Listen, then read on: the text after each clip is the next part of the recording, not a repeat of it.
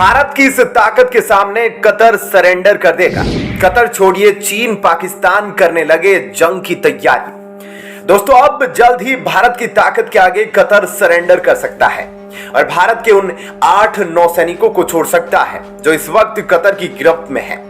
दरअसल दोस्तों, कतर की अदालत ने भारतीय नौसेना के 8 पूर्व अफसरों को मौत की सजा सुनाई है और इन 8 भारतीयों को पिछले साल जासूसी के आरोप में गिरफ्तार किया गया था।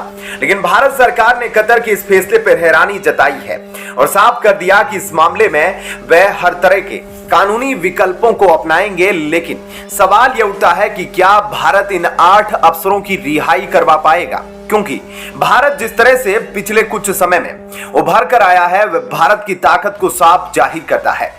और अगर भारत के रिश्तों की बात की जाए तो कई बड़े देशों के साथ भारत के अच्छे रिश्ते हैं।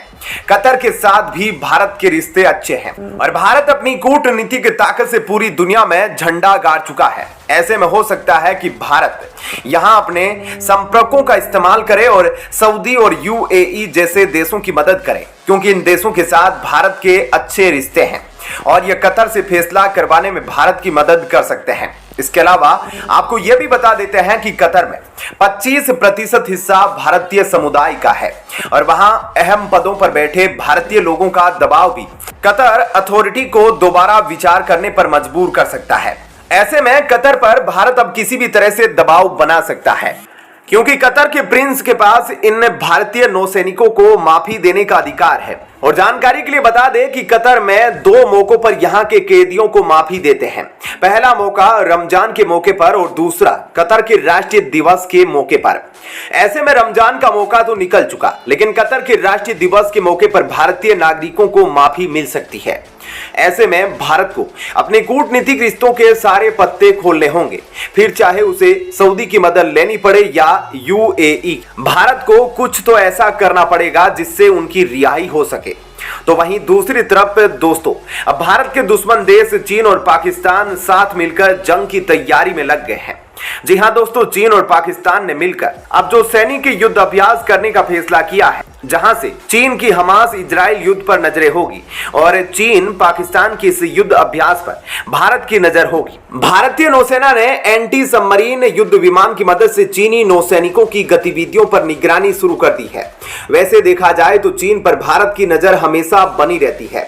चीनी नौसैनिक आमतौर पर हिंद महासागर क्षेत्र में कुछ ना कुछ हरकतें करते रहते हैं, लेकिन रही बात चीन और पाकिस्तान के युद्ध अभ्यास की, तो इसे लेकर भारत कोई भी गलती नहीं करने वाला, क्योंकि खाड़ी क्षेत्र में एक टाइम पर चीनी सेना के 3 युद्धपोत समेत पाकिस्तानी नौसेना के साथ सैन्य अभ्यास करने वाले हैं। ऐसे में भारतीय नौसेना भी पूरी तरह से इस पर नजरें बनाए रखेगी। वहीं चीनी युद्धपोत की बात की जाए तो यह तीनों युद्धपोत एंटी पायरेसी स्क्वाड पोस्ट का हिस्सा है। भारतीय एजेंसियों को इस बात की चिंता है कि चीनी और पाकिस्तानी युद्धपोत फॉरेस्ट की खाड़ी में बहुत नजदीक आ सकते हैं। वहां से वह अमेरिकी नौसैनिक की तैनाती पर नजर रख सकते हैं। ऐसे में चीन अमेरिका को काउंटर करने में जरा भी पीछे नहीं हटेगा, क्योंकि अब उस क्षेत्र में हमास और इजराइल के युद्ध के बाद से सुरक्षा कारणों की वजह से अमेरिका ने अपने युद्धपोतों की तैनाती बढ़ा दी। इसलिए चीन भी यहां से इस पूरे युद्ध पर नजरें बनाए रखेगा। इस दौरान भारतीय नौसेना पाकिस्तानी युद्धपोत पर भी नजरें रखेगी और देखा जाए तो चीन के भी हर कदम पर भारत की नजर है।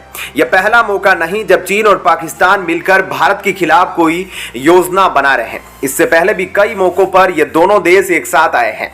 ऐसे में भारत उस वक्त भी सतर्क था और इस बार भी भारत पूरी तरह से तैयार है। क्या कहना है आपका इस खबर पर, जरूर बताइएगा। साथ ही वीडियो को लाइक शेयर जरूर कीजिएगा। चलिए अब जान लेते हैं एक और बड़ी खबर। डोकलाम को चीन ने घेरा तो मोदी सरकार ने भूटान पर कर दिया बड़ा ऐलान। तो वहीं दूसरी तरफ पाकिस्तान का तेल खत्म, एयरपोर्ट हुए जाम।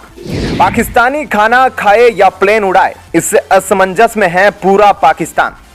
दोस्तों, भारत चीन की हर चाल को पहले से ही जानता है, इसलिए अब भारत चीन की सभी चालों को पहले से ही मिट्टी में मिला रहा है। क्योंकि चीन दूसरों की जमीन हथियाने का कोई मौका नहीं छोड़ता और इस बार चीन की नजर भूटान के डोकलाम पर है। इसलिए मोदी सरकार ने पहले ही भूटान को आगाह कर दिया कि चीन के दबाव में आकर डोकलाम कॉरिडोर को लेकर कोई भी समझौता करना खतरनाक साबित हो सकता है। भारत ने सीधे सीधे भूटान को कह दिया कि डोकलाम जैसे संवेदनशील मुद्दों पर किसी भी तरह के समझौते के वे खिलाफ है और सीमा से जुड़े किसी भी विवाद को लेकर भारत पर कोई भी असर नहीं पड़ना चाहिए। और भारत ने ऐसा इसलिए कहा क्योंकि सीमा विवाद को खत्म करने और अच्छे संबंध बनाने के लिए चीन और भूटान आपस में बातचीत कर रहे हैं और इसलिए चीनी विदेश मंत्री ने हाल ही में भूटान के विदेश मंत्री से मुलाकात की थी और इस दौरान चीन ने भूटान से पूर्ण राजनीतिक संबंध स्थापित करने और विवादों को हल करने का आग्रह किया। इस दौरान दोनों देशों के बीच सीमा विवाद को लेकर जल्द से जल्द हल करने पर भी सहमति बन गई। ऐसे में मोदी सरकार ने भूटान से साफ कह दिया कि भारत डोकलाम कॉरिडोर जैसे संवेदनशील मुद्दे पर किसी भी तरह के समझौते के खिलाफ है और इससे भारत के हितों में किसी भी तरह का प्रभाव नहीं पड़ना चाहिए।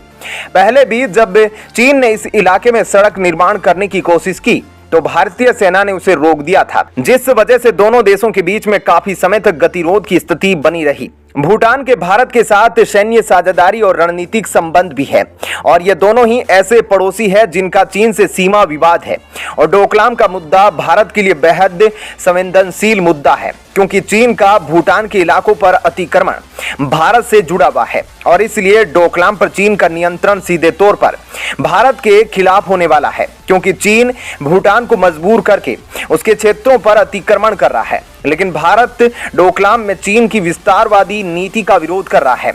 तो वहीं अब दूसरी तरफ पाकिस्तान अब इस कदर बर्बाद हो गया है कि उसके पास तेल के भी पैसे नहीं, जिस वजह से पाकिस्तान के एयरपोर्ट भी बंद पड़ गए हैं।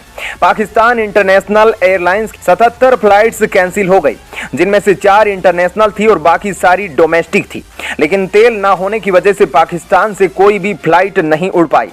जानकारी के लिए बता दें कि पाकिस्तान स्टेट ऑयल पाकिस्तान की एक बहुत बड़ी कंपनी है, जैसे हमारे यहाँ भारत पेट्रोलियम है या इंडियन ऑयल है जो ऑयल डिस्ट्रीब्यूशन या रिफाइनरी करती है, उसी तरह से पाकिस्तान स्टेट ऑयल है पाकिस्तान में, यानी पीएसओ ने अब साफ साफ मना कर दिया है कि वह पाकिस्तान इंटरनेशनल एयरलाइंस यानी कि पीआईए को ऑयल सप्लाई नहीं करेंगे क्योंकि वे पैसे नहीं देते। जो उनके पुराने बिल थे वे उन्होंने अभी तक क्लियर नहीं किए हैं, इसलिए अब उन्होंने पाकिस्तान इंटरनेशनल एयरलाइंस को तेल देने से साफ साफ मना कर दिया है, जिसके बाद पीआईए पूरी तरह से ठप हो गया है और उसकी कोई भी फ्लाइट नहीं उड़ पा रही है, जिसके बाद अब पूरा पाकिस्तान असमंजस में है कि वह खाना खाए या प्लेन उड़ाए, क्योंकि पाकिस्तान पहले से ही इतना ज्यादा कर्ज में डूबा है कि उसके पास खाने तक के पैसे नहीं और वहां के लोग ठीक से खाना तक नहीं खा पा रहे और अब वहां के हालात इतने ज्यादा खराब हो चुके हैं कि वहां के